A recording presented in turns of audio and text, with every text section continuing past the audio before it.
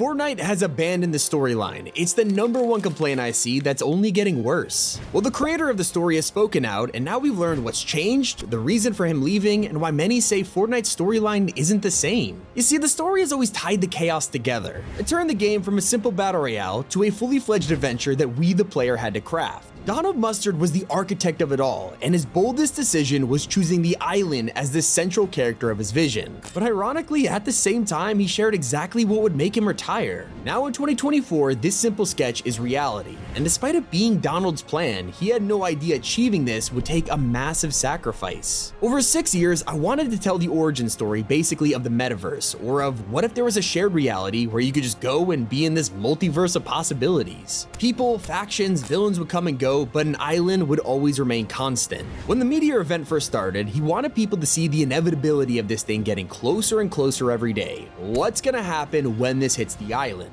Donald's gamble paid off, with more eyes on Fortnite than ever before. This way of telling a story through the environment itself, players were drawn to it, and what seemed like a simple meteor would be the birth of a 6-year plan. The mystery of the visitor was one thing, but Donald decided to take this further. While fans are busy trying to figure out the secrets of the crater, Epic was already full steam ahead, designing a story character that would move in real time. The cube appeared and physically changed the map as it rolled around and went viral. The entire internet came together, sharing the theories as to what this cube was, and they even came up with their own name, Kevin. In a single day, the cube turned from a drawing on Donald's whiteboard to a character that the community felt the ownership of, something we all helped to create a story for. They didn't explain why Kevin was here or what his purpose was. That was for players to figure out. Epic would never reveal the story directly. Everything was laid out with clues and callbacks to events, something they would forget in just a few years. At this point, we had never heard of a 0 point. It was only a handful of characters, but they were already dropping clues. The cube tried to blast a hole in Loot Lake, the same spot where the vault will be shown over half a year later. Each event was connected to the last, while also foreshadowing the future, and this was a part of their genius secret. Not only were players drawn in, as everyone could watch the same thing live, they wanted to learn more about it. Reasons why an Ice King was covering the map in snow, or why a giant robot was fighting a one-eyed monster. Epic had us right where they wanted us. Our love for live events made us desperate for a way to connect them. The perfect time to introduce the 7.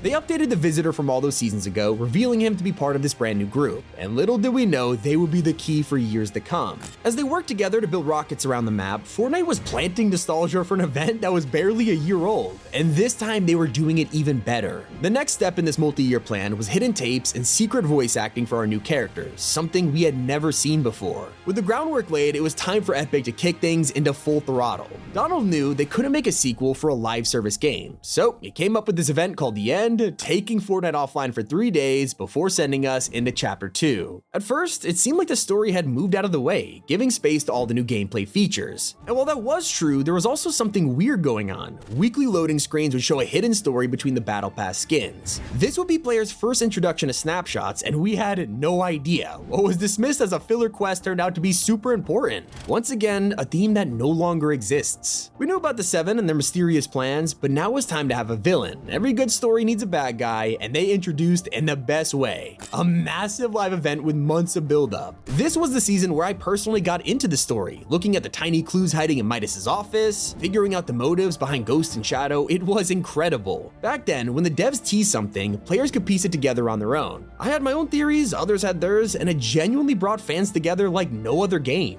When the device was activated, no one predicted what would actually happen. It was a beautiful surprise, as we were introduced to Agent Jones in a fully animated cutscene. This appealed to casual fans who were taken back at the first human in an event, and it got storyline lovers racing to figure out who this guy was. The beauty of all of it was how Fortnite was so good at asking questions. For every answer they gave players, it would come with 10 more mysteries. Who was on the phone? Why is Jonesy wearing a suit and tie? What was surprising about being able to hear him? It was the beginning of the storyline's golden age. Now they could introduce people with dialogue, character development, cutscenes. There was so much potential. But it was also time for Epic Games to bring the metaverse into play. It had been lurking in BR for a while, but most crossovers were outfits, maybe a POI. It never affected the storyline, except Donald didn't want that. I went and met with everyone, with Marvel, with DC, and would say, here's what we could do together. Here's what the story is. I would take people through the next 6 years. Marvel was on the fence, but he was able to secure John Wick, opening the door for a comic collection collaboration with Batman. Now the plan was coming to fruition, as Fortnite had announced a Marvel season which would clearly put the story on the back burner. Now that's not what happened. Donald found a way to tie Galactus in. We learned that he was summoned to the island because of the black hole, opening the door for insane theories. I mean, players love this. It truly felt like the perfect balance between a metaverse and an original story. Epic had struck gold. They were keeping Fortnite's identity while padding it full of amazing characters. And that's exactly what happened with Zero Crisis. They found a way to merge crossovers with Agent Jones. After years, the Zero Point was finally doing its job, allowing any universe to come to Fortnite, and the IO were the ones in control. Every single reality log was an advertisement for an upcoming crossover, but it was also essential to the storyline.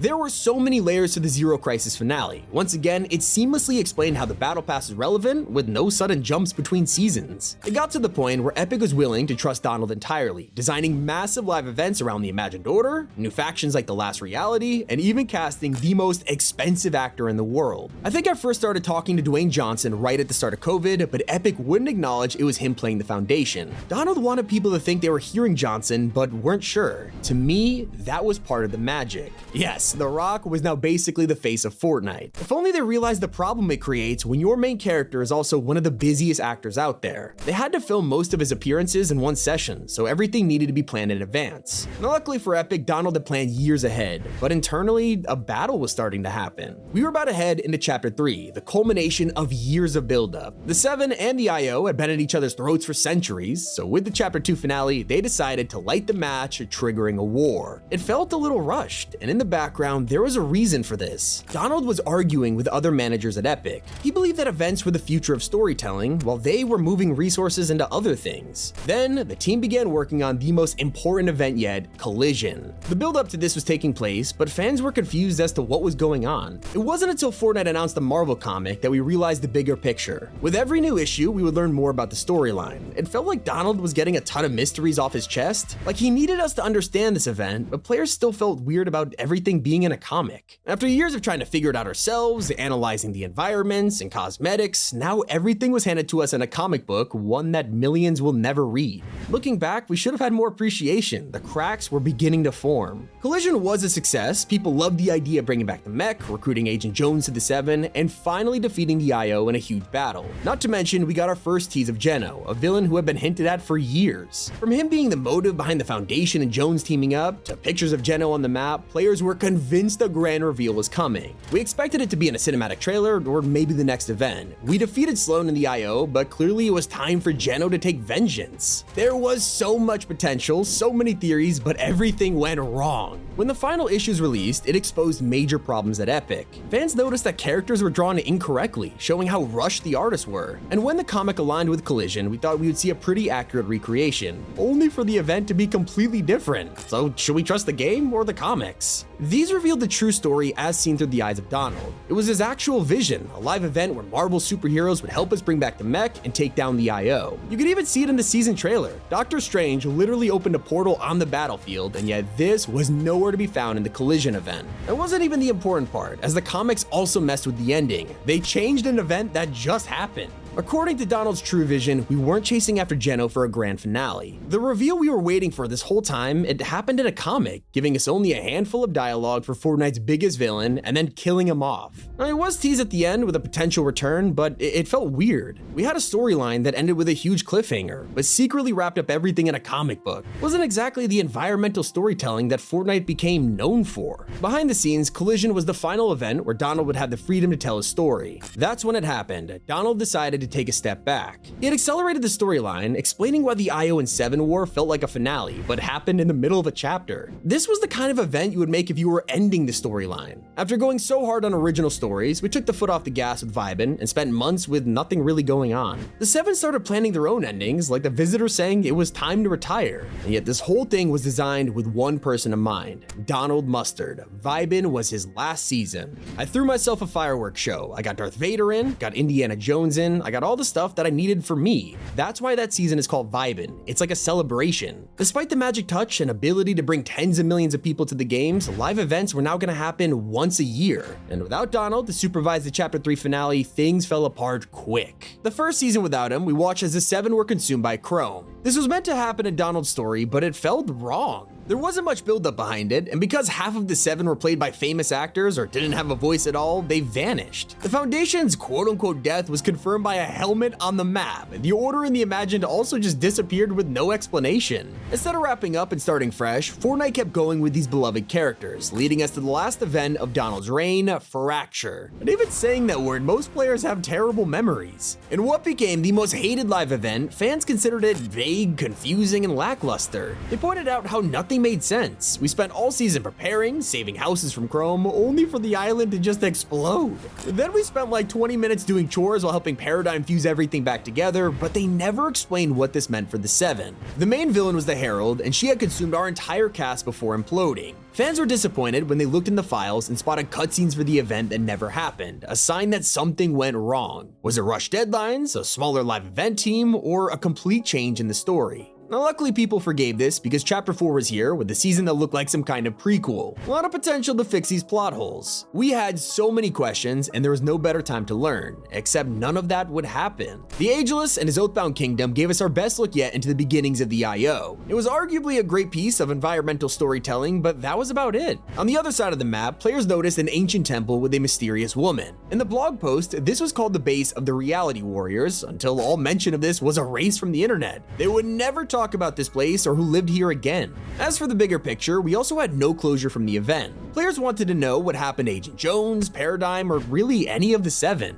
Quest eventually teased that they were all different now and in grave danger, but there wasn't much explanation of what this meant. There were also teases of a shapeless man who was secretly puppeteering the whole story. It was becoming obvious this was the real Geno, but sadly he was never mentioned again. We followed Amy, the scientist's assistant, as she hijacked the Rift Gate on a mission to save the 7. She built the body and transferred herself into it, but the official loading screen for this metal body was just AIM from Chapter 1, showing how even story quests were rushed. She dived into the portal, and as you could expect, we never saw her again, and the entire story would be abandoned. Our characters were thrown away to do all the amazing stuff off screen. We hoped this was preparing us for their return in the Chapter 4 finale, but if only we knew. Kato Thorne arrived as a bloodthirsty vampire with the ability to time travel. He seemed like one of the coolest villains yet. He even collected artifacts like the 7's calendar and Midas's hand, so clearly he was important. We couldn't wait to learn more about Kato and figure out how he would slot into our world. Wait, they killed him off with a quest? They built this guy up for months and they got rid of him with one line of dialogue.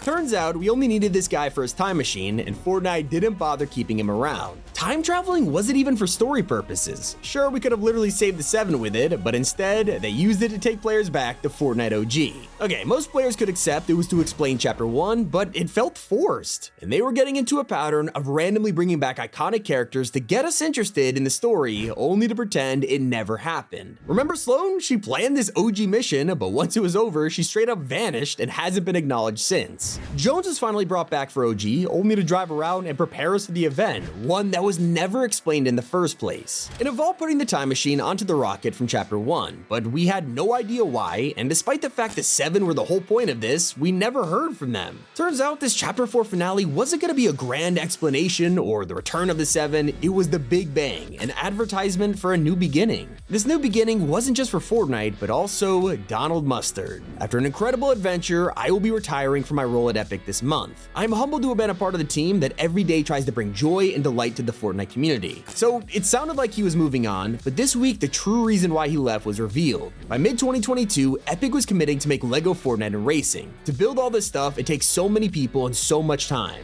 Basically, the event team was starting to be needed for other stuff, and it was devastating to me because I'm like, this is actually the magic, and not everyone at Epic agrees with that. And that's what we gotta remember. There are still tons of Epic team members who care. With the Titan Hand buildup capturing the environmental storytelling that made this world so great, maybe we just need to give it time.